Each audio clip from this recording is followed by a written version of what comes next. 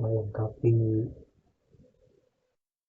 pembahasan kita dalam rangka masa Advent, ya, persiapan Natal. Mari kita akan melihat bagaimana Santo Justin Martyr, ya, di tahun 160-an, 170-an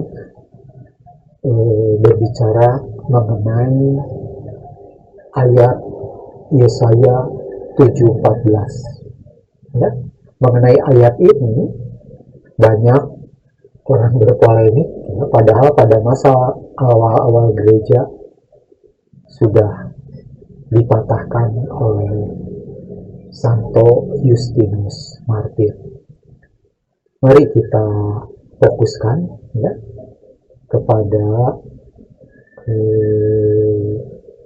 Santo Justin Martyr, ya, yang hidup di antara yang hidupnya dipusatkan untuk apologetika beliau. Ya. Dan dalam komentarnya tentang Yesaya 7:14, Justin Martyr tercatat sebagai salah satu bapak gereja yang paling awal yang bukan rasul, dan karyanya Dialog dengan Trypho Sang Yahudi adalah sumber utama kita untuk hal ini. Ya. Dalam dialog ini, Justin Martyr berdebat dengan seorang Yahudi terpelajar bernama Trypho tentang bagaimana seorang Kristen menafsirkan kitab suci Ibrani untuk membuktikan bahwa Yesus adalah Mesias. Yesaya 7:14 adalah salah satu ayat kunci dalam perdebatan itu. Nah, dalam konteks percakapan dengan dialog bersama Trypho mengenai Yesaya 7:14 itu, kalau Anda ingin baca lengkap, silakan baca karya Justin Martyr di bab 43 dan bab 66-67. Justin Martyr mengutip ayat ini untuk membuktikan bahwa Mesias akan dilahirkan dari seorang perawan. Kutipan langsung dari Justin Martyr dalam bahasa asli Yunani Koine, ya. Justin mengutip Yesaya 7:14 dari versi Septuaginta yang merupakan Alkitab Yunani yang digunakan oleh gereja perdana. Berikut ini adalah kutipan ayatnya, ya, dalam Septuaginta yang menjadi dasar argumen dari santo kita ini.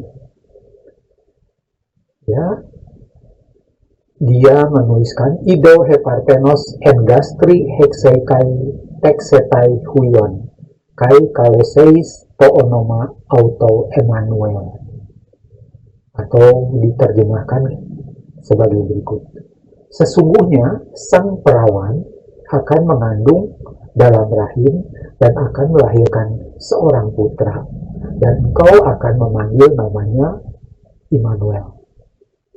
Perhatikan, kata kuncinya adalah parthenos, yang secara tegas berarti perawan. Perhatikan, ya, itu tahunnya 150-an, 165-an, ya, sampai 165-an. Jadi parthenos itu memang sudah dipakai, ya, sudah diterjemahkan seperti itu, ya, dalam bahasa Yunani. Nah, kemudian komentar dan argumen dari Justin Martyr sendiri dalam bab 43. Justin menegaskan bahwa nubuat ini digenapi dalam kelahiran Yesus dari Maria yang adalah seorang perawan. Lalu katanya kepada Trypho, dan lagi dengarkan bagaimana Yesaya menyatakan dia yang dikenal olehmu akan lahir dari seorang perawan. Kata-katanya adalah, dengarlah hai kaum keturunan Daud, sesungguhnya seorang perawan, parthenos, akan mengandung dan melahirkan seorang putra, dan engkau akan memanggil dia namanya Immanuel. Itu Yesaya 7, 13-14. Maka ini telah digenapi. Sebab, demikian kata Justin Martin, seorang perawan yang berasal dari suku bangsa kami, yakni dari keturunan Daud, yang namanya adalah Maria, telah dipercayakan kepada seorang pria yang bernama Yusuf dari suku yang sama. Dan oleh Roh Kudus ia mengandung dan melahirkan seorang putra, sementara ia masih tetap perawan, dan anak itu adalah dia yang telah kami yakini sebagai Kristus anak Allah. Inti argumen Santo Justin Martin adalah nubuat Yesaya adalah tentang Mesias. Kata Parthenos berarti perawan, bukan sekedar wanita muda atau neanis ya, yang diterjemahkan waktu itu dalam bahasa Yunani juga oleh penerjemah dari pihak sana ya. Penggenapannya adalah pada Maria yang mengandung secara ajaib oleh Roh Kudus, sementara ia tetap perawan. Dari bab 66 dan 67 titik puncak debat, di sini Kripo mengajukan keberatan utama orang Yahudi, ya, seperti yang masih dipakai di zaman kita sekarang ini, bahwa kata Ibrani aslinya adalah almah, ya.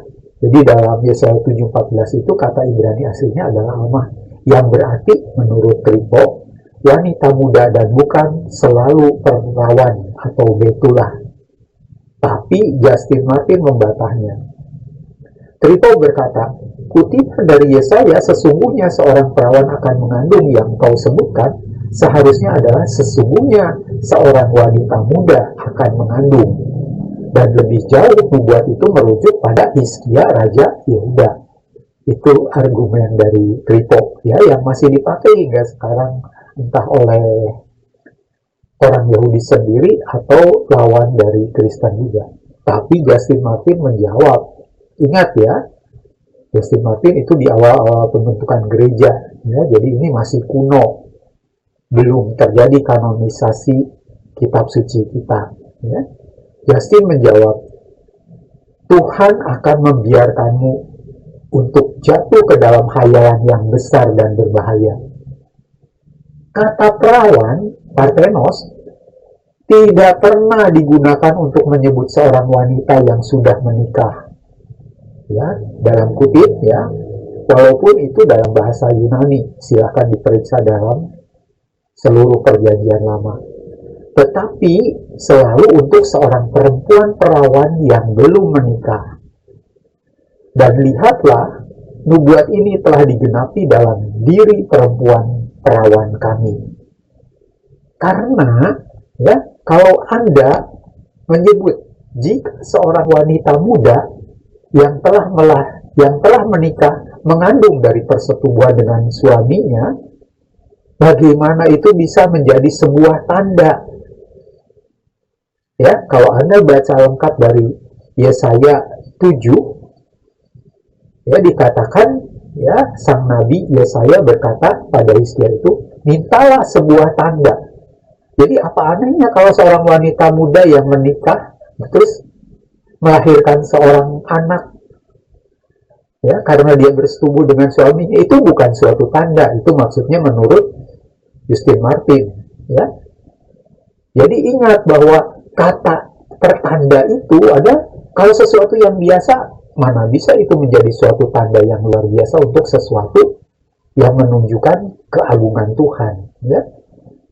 Lalu dia lanjutkan, tetapi sekarang karena dia yang akan lahir bukan dari persetubuhan manusia, ingat ya, jadi itu yang ditekankan oleh tanda oleh Justin Martin.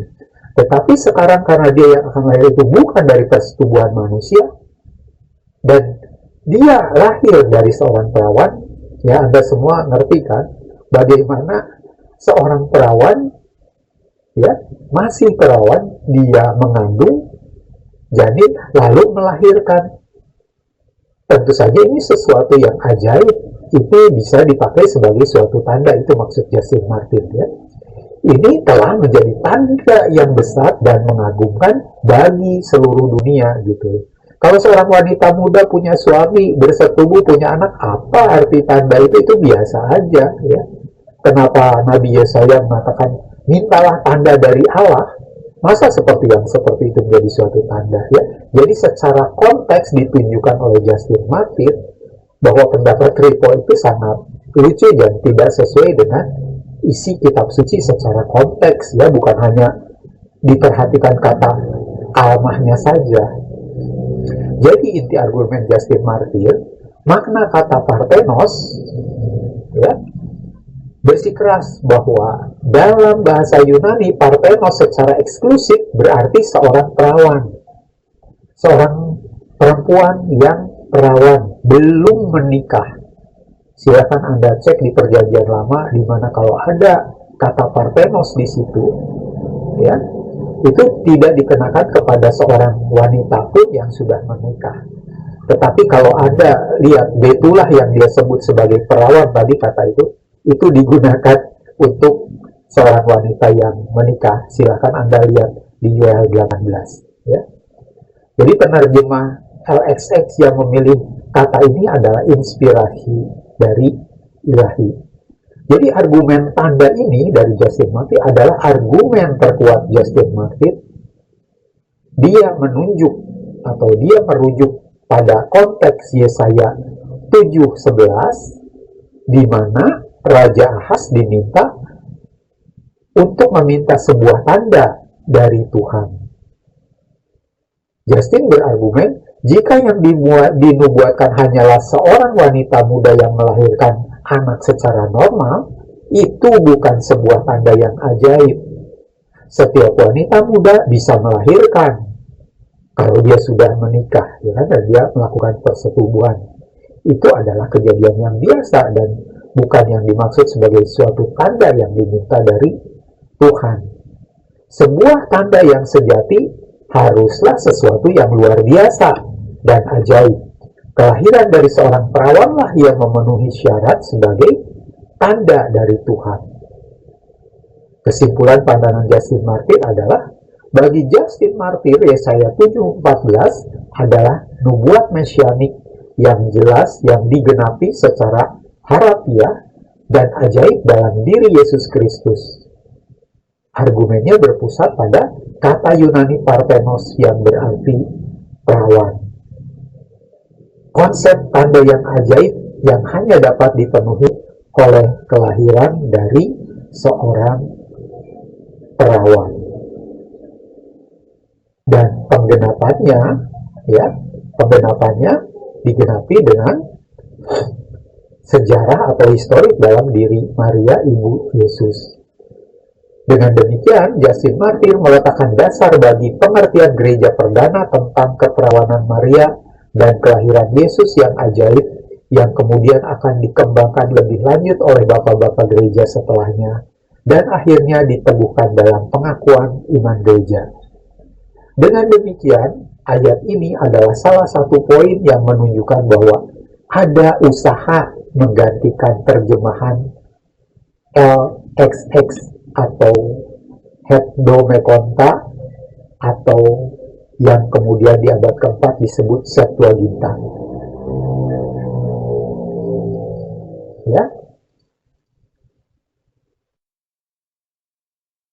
sekian. Terima kasih.